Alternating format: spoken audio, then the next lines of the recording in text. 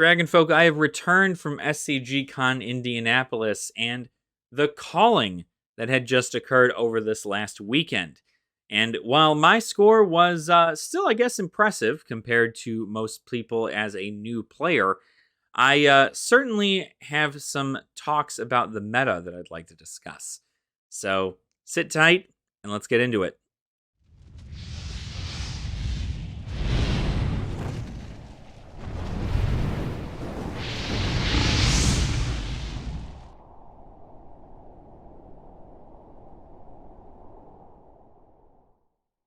Welcome on in, Dragon Folk. I hope you're all having a fantastic day. I know I am.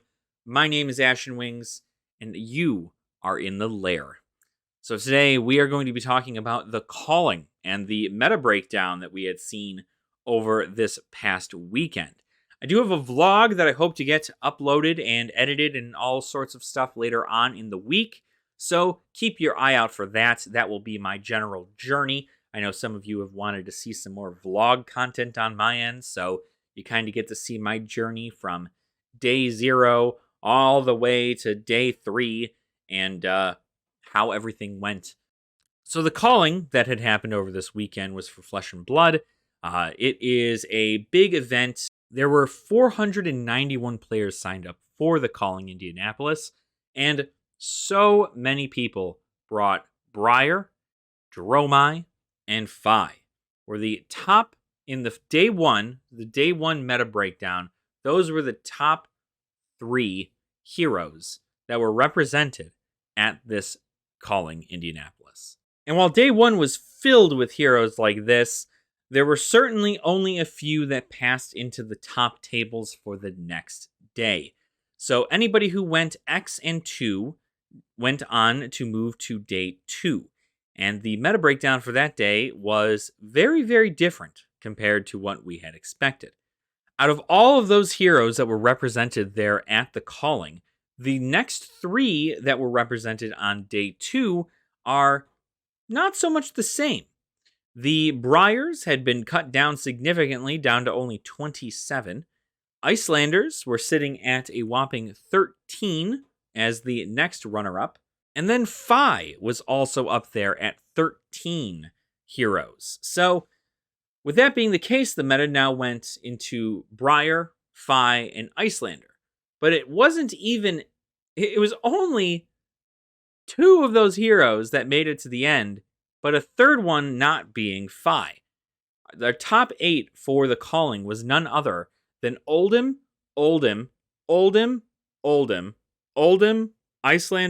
Icelander, Briar. That was the top 8 for the calling Indianapolis. So it was mind-blowing to me to see that these bans did almost nothing for these heroes. Now, I guess I shouldn't say mind-blowing, right? You got to expect that these pro players knew exactly what they were doing, getting into the game and really playing the heroes that they were comfortable with. And while a lot of people expected Oldhim to still have a place, because Fatigue Oldhim was something that a lot of people talked about over these past few weeks as the meta changed with the banning of Winter's Wail, I don't think too many people expected 5 Oldhims at the end of the day. And so, with these Fatigue Oldhims coming into play with their War Horns and their Sun Kiss and their Healing Palms or Healing Balms, the whole 9, it was a very interesting meta to say. A very boring top 8 for the most part. But boring doesn't matter when you're winning games. And of course, our final 2 actually came down to Charles Dunn on Oldhim with the Fatigue round, right? Obviously just doing Fatigue Oldhim. And then Michael Hamilton, the world champion, coming in on Icelander, the same hero that he won the world championship with last year. So it was very interesting to see that match. Michael Hamilton came out with the win on Icelander, giving Icelander another 100 Living Legend points.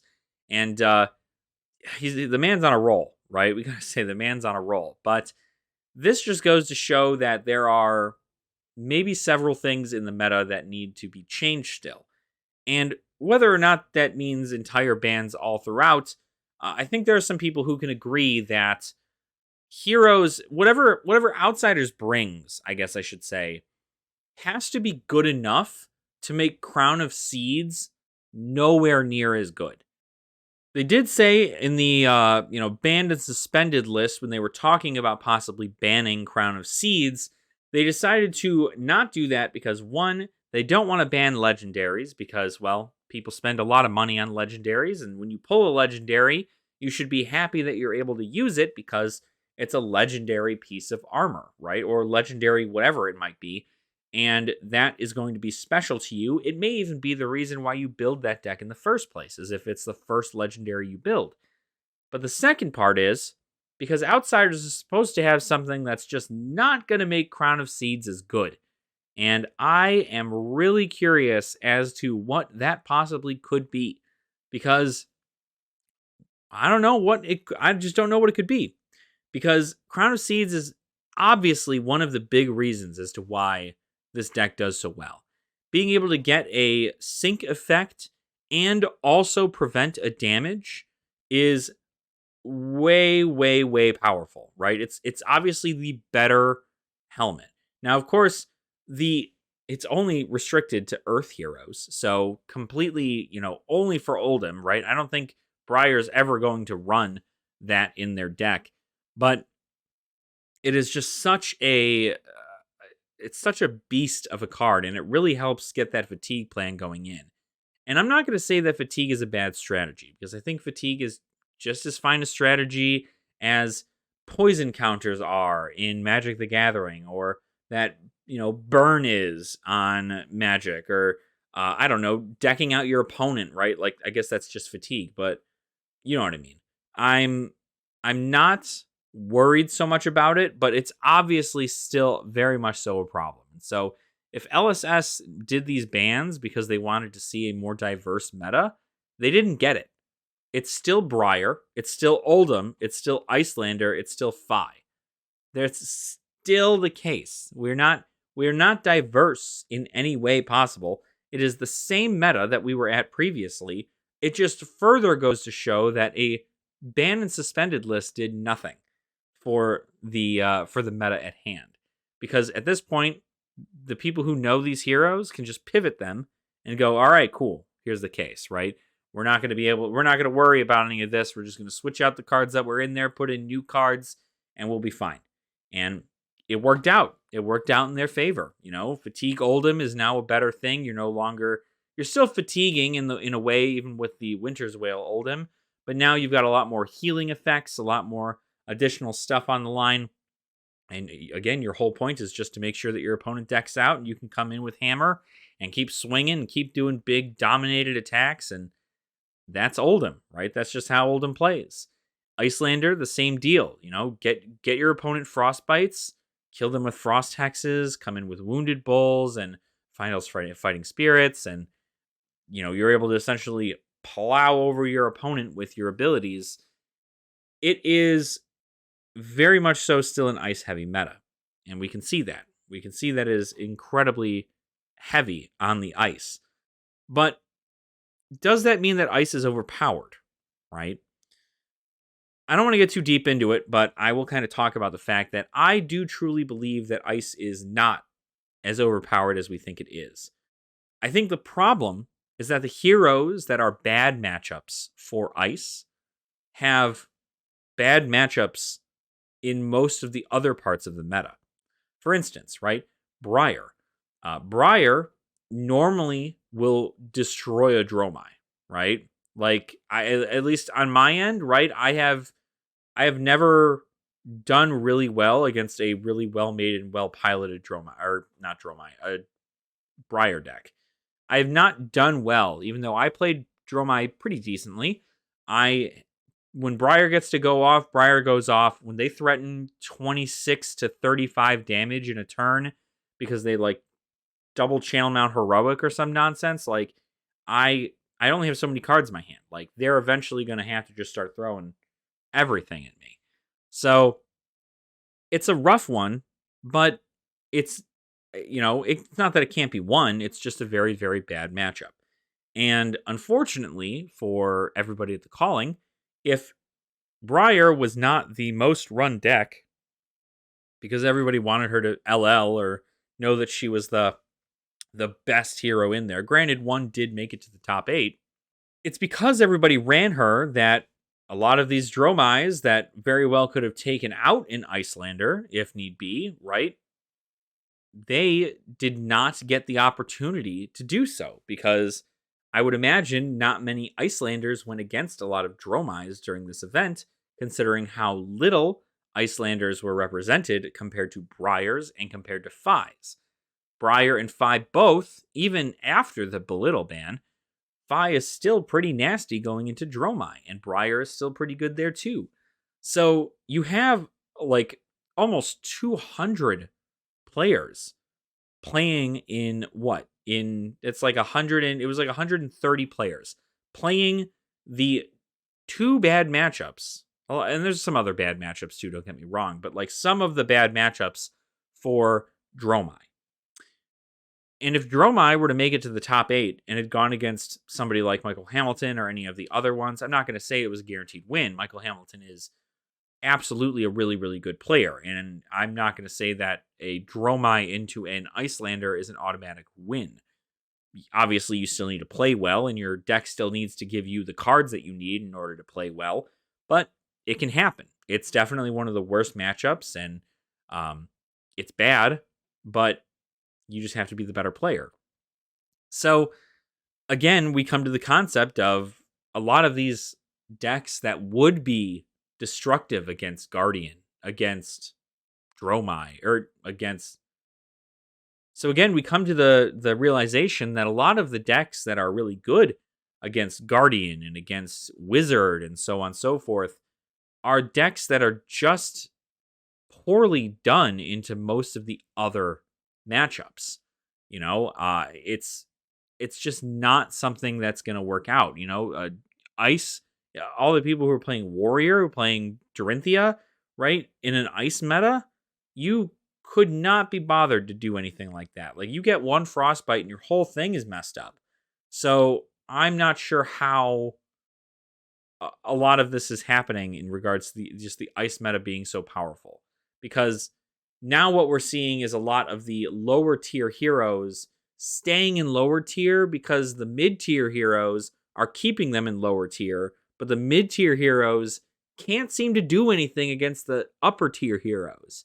So we're stuck in a weird spot where the matchups for lower tier heroes are nowhere near as good as the matchups for mid tier heroes, but the mid tier heroes don't ever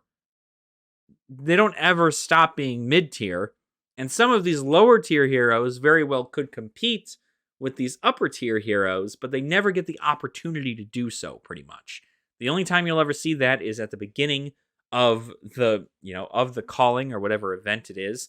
And normally, from what I heard, and I don't know whether or not this is correct, you guys can let me know in the comments down below, but apparently they match you up with people of your same elo, like almost all the time. So if you're playing at an elo level, at 1500, right? Let's say you just got rated 1500, you're playing at elo, and you get paired up against somebody else's 1500, right? They're also pretty brand new to the game, or at least brand new to the competitive scene, and that is something that you're going to have to look into. Maybe they won't be as skilled as somebody like Michael Hamilton or something of the sort.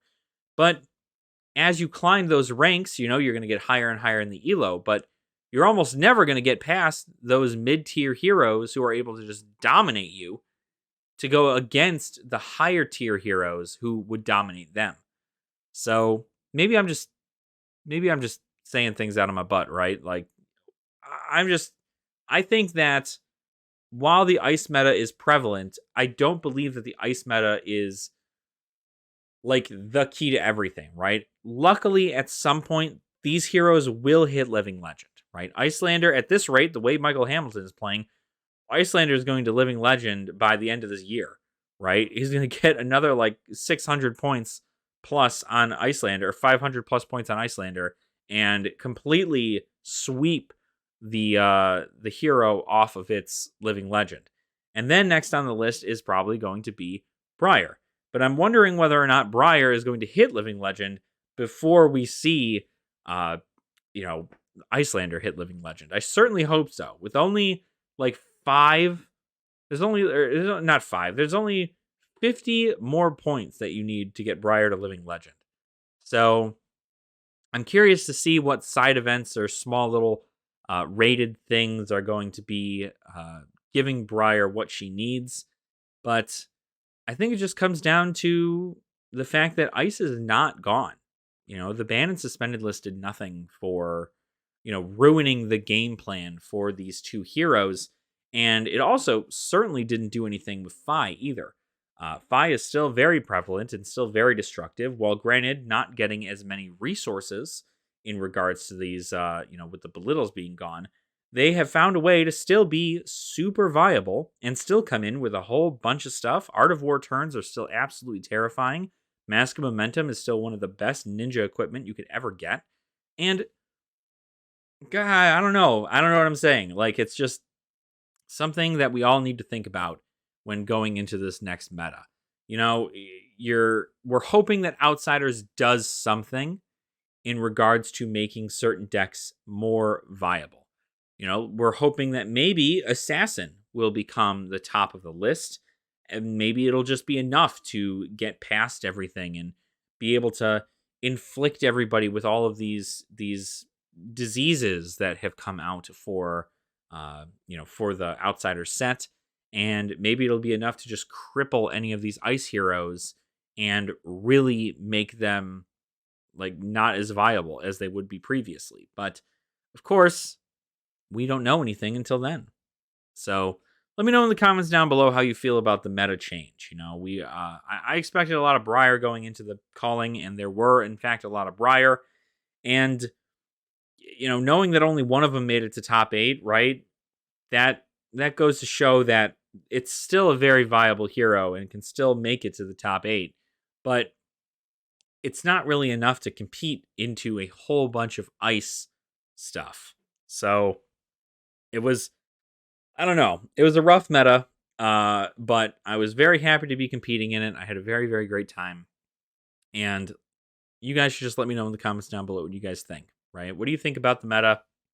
Do you think certain heroes are way too underpowered and need more support in order for them to become more viable? Do you feel like certain heroes are good where they are, but are just being brought down by the power level of other heroes in, other tiers? So let me know what you think. Also, while you're down there, make sure to like the video and subscribe to the channel as well if you have not already. And we also have a Patreon link in the description down below, as well as a channel membership that you can join if you want to support the channel in a more monetary sense. But it is absolutely not necessary. So thank you all so much for watching. I, again, truly appreciate your support. And I will see you all very soon. Nerd out.